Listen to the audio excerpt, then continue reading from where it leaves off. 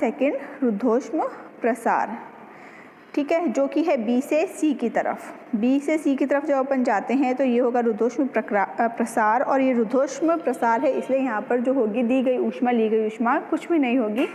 रुद्धोष्म प्रक्रम में आपको पिछली क्लासेस में बताया था कि रुद्धोष्म प्रक्रम यानी कि एडियाबैटिक प्रोसेस वो प्रोसेस होती है जिसके अंदर ऊष्मा का आदान प्रदान नहीं होता है। तो Q क्या हो जाएगा यहाँ पर 0। तो फर्स्ट लॉ ऑफ थर्मोडायनेमिक के अकॉर्डिंग क्या होगा, delta E is equal to Q minus W। अब Q यहाँ पर है आपके 0, तो डेल्टा E किसके बराबर हो जाएगा, माइनस W के। W यहाँ पर अपन लेंगे क्योंकि ये सेकंड ग्राफ है, तो W अपन लेंगे यहाँ पर W2 से डिनोट करेंगे। तो W2 क्या हो जाएगा, CV T1 माइनस T2।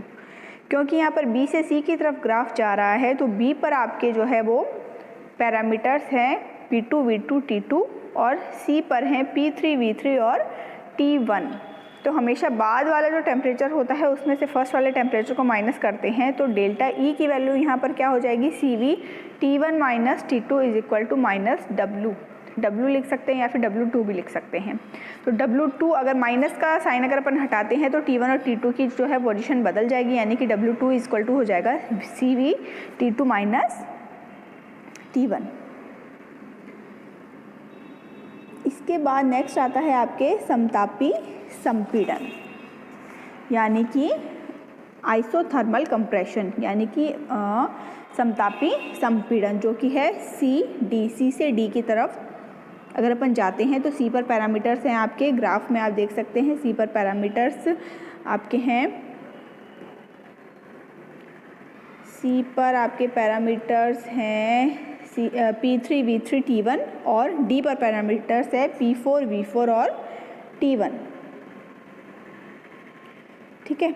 तो ये देखिए इसके अंदर फिर आता है कि W3 निकालेंगे इसके अंदर अपन, क्योंकि ये तीसरा ग्राफ है। पहला ग्राफ था समतापी प्रसार यानी कि आइसोथर्मल एक्सपेंशन, दूसरा ग्राफ था जिसमें अपन ने W1 ज्ञात किया था, दूसरा ग्राफ था जिसमें अपन ने W2 ज्ञात किया था B से C की तरफ, वो था रुद्धोष्म प्रसार यानी कि एडियाबैटिक एक्सपेंशन। थर्ड ग्राफ अपन पढ़ रहे हैं समतापी संपीड़न या फिर आइसोथर्मल कंप्रेशन जो कि C से D की तरफ है। तो इसमें अपन जो कार्य की गणना करेंगे वो होगा W3 और यहाँ पर ऊष्मा है Q1। ऊष्मा परिपार्श्विक को दी गई है क्योंकि संपीड़न है, इसलिए संपीड़न के अंदर क्या होगा, जो है आपके ऊष्मा की वैल्यू जो है वो नेगेटिव आएगी, यानी कि परिपार्श्विक को ऊष्मा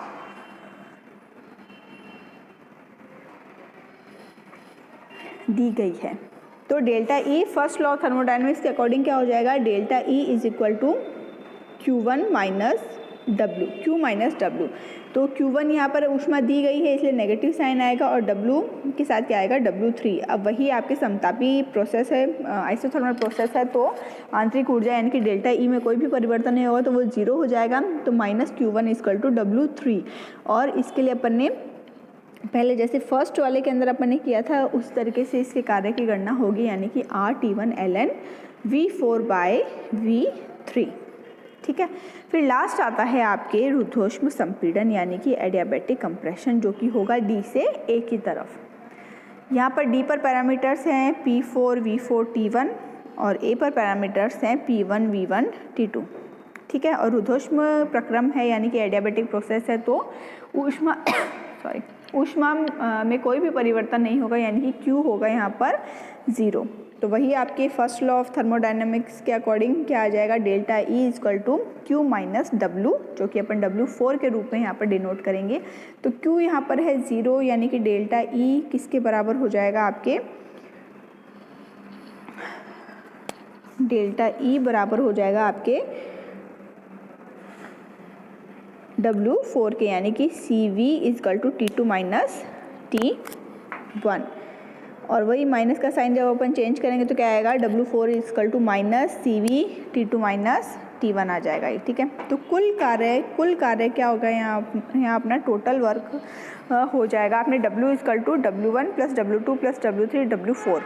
अब चारों जो अपने W आए हैं अपन क्या कर देंगे, इनको प्लस करेंगे। तो देखिए नेक्स्ट स्टेप के अंदर आपके दे रखा है W1 2 3 4 चारों की वैल्यू रख दी गई है, जिसमें कि सेकंड और फोर्थ पद जो है वो आपस में कैंसिल हो जाएंगे क्योंकि ये है CV T2 माइनस T1 और एक के साथ प्लस साइन है और एक के साथ माइनस साइन है, तो दोनों एक दूसरे को कैंसिल कर देंगे। यानी कि W की वैल्यू क्या आ जाएगी, R T2 ln V2/V1 जो कि W1 है, साथ में आ जाएगा R T1 ln V3/V4 जो कि W3 की वैल्यू है।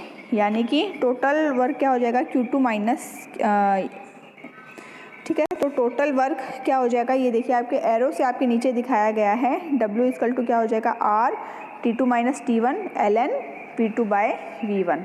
तो ये है कार्नोट साइकिल में कार्य की गणना। इसी तरीके से जैसे आपके यहाँ दिया गया है, देखिए W is equal to Q2 minus Q1, चूँकि क्या होता है यहाँ पर T2/T1 किसके इक्वल होता है, V3/V2 के, यानी कि रुद्धोष्म प्रसार के लिए क्या होता है, एडियाबैटिक एक्सपेंशन के लिए क्या होता है, V3/V2, जिस पर कि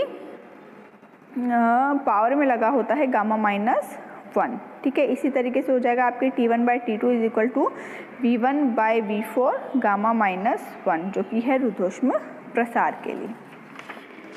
ठीक है, फिर नेक्स्ट अपने आता है, नेक्स्ट अपने आएगा Q2 की वैल्यू क्या हो गई, R T2 ln V2/V1 और कार्य क्या होगा यहाँ पर Q2 T2 माइनस T1/T2। तो काफ़ी बार इस पर न्यूमेरिकल पूछ लिया जाता है। अब आती है दक्षता या फिर एफिशिएंसी, कार्नोट साइकिल की दक्षता या फिर कार्नोट साइकिल की एफिशिएंसी।